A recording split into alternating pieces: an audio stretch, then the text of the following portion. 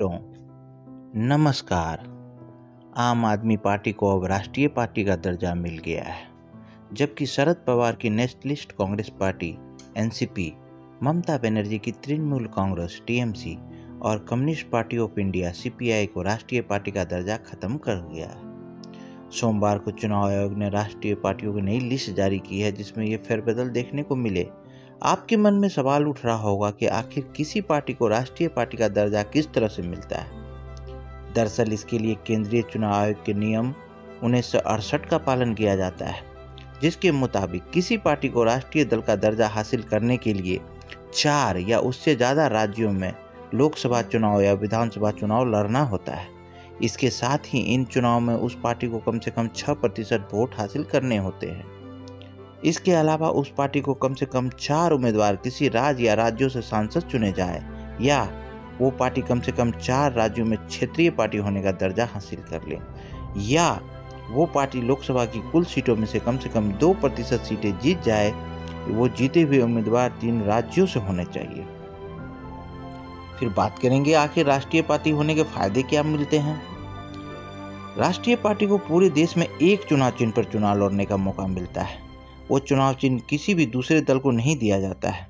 अगर किसी राज्य में राष्ट्रीय पार्टी चुनाव लड़ रही है और वहाँ कोई क्षेत्रीय दल उस पार्टी के चुनाव चिन्ह के साथ चुनावी मैदान में उतरता है, तो ऐसी स्थिति में राष्ट्रीय पार्टी को वरीयता दी जाती है। इस बात को एक उदाहरण के तौर पर समझिए। समाजवादी पार्टी का चुनाव चिन्ह साइकिल है, वहीं आंध्र प्रदेश की तेलुगु देशम पार्टी का चुनाव चिन्ह भी साइकिल है। ऐसे में अगर दोनों राज्यों को राष्ट्रीय पार्टी का दर्जा मिलता है, तो उस पार्टी को वरीयता मिलेगी जिसे पहले राष्ट्रीय पार्टी का दर्जा मिला था। इसके अलावा चुनाव के वक्त राष्ट्रीय पार्टियों को पब्लिक ब्रॉडकास्टर यानी दूरदर्शन के टीवी चैनल पर मुफ्त में चुनाव प्रचार करने का समय दिया जाता है।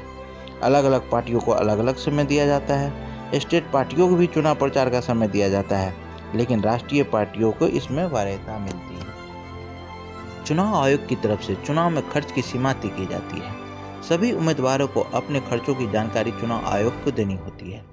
सभी पार्टियों में चुनाव प्रचार के लिए कुछ स्टार प्रचारक भी होते हैं।